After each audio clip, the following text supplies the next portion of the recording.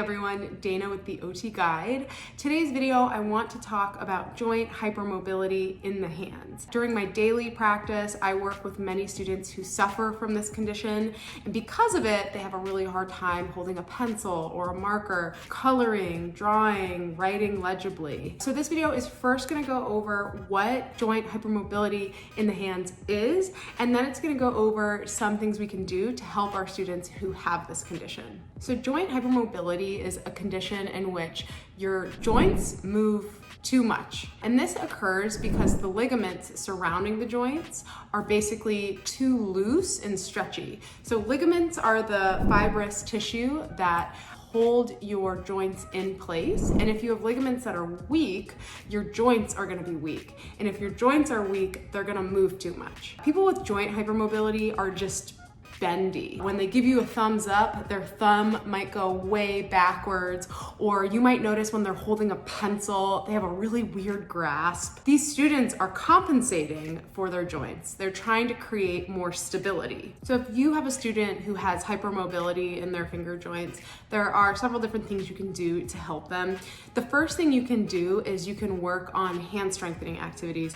And these activities are good because it helps our students build up their muscles in their hands, which will help them compensate for their overstretchy ligaments. So if you're looking for fun and simple hand strengthening activities, check out my other video I made that goes over a bunch of different activities you can do with Play-Doh. So the next thing that you can do for these students is help them find a pencil grasp that is functional for them. And I've gone over this in some of my previous videos, but the whole purpose of a pencil grasp is to promote both mobility and stability, so our students can write and draw efficiently. Our students who have hypermobile hand joints, they don't need any help with mobility. They have too much mobility.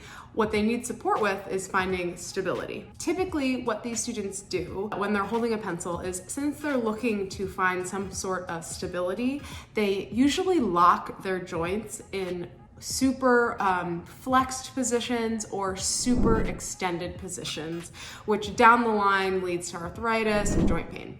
Or something that they'll do is they use a bunch of fingers on their pencil, again, because they're trying to figure out a way to keep that pencil stable while they're coloring or drawing. So my favorite tool to help students with hypermobility in their hand joints is this egg-shaped pencil grip I got off of Amazon. And the reason I like it is it prevents our joints from going into either too much flexion or too much extension. So if you have a student who mostly holds the pencil the correct way, they just do something wonky like this, ouch, ouch, ouch, see how that's hyperextended? If I'm holding this correctly, my joints can't even get into that position. So take a look. My joint right here, I can't even get it into that position from before. And it keeps my thumb joint in nice flexion as well. This pencil grip is also really good for students who extend their thumb MCP joint.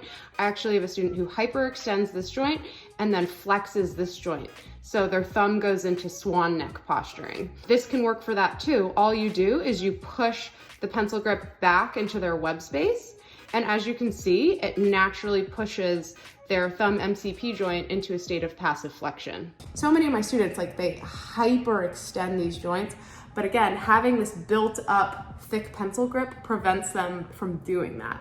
Now, if you have a student who doesn't know how to hold a pencil yet, they're doing something wonky like this, or whatever they're doing, this also works for them. So what I do for these students who need a little extra support is I either use a cotton ball, or I just take a little piece of paper, I wad it into a little ball, I have them stabilize it with these two fingers, so I don't want them to drop the piece of paper, and then I teach them how to hold the pencil with these three fingers. So those are the strategies that I have found most helpful. Not only hand strengthening activities, but providing them with a good built up pencil grip, such as this one, the egg-shaped pencil grip that I found on Amazon. Anyway, I hope this video was helpful for you all. If you have a second to subscribe to my channel, it supports what I do. Hit that subscribe button, and I look forward to seeing you all here next time. Bye.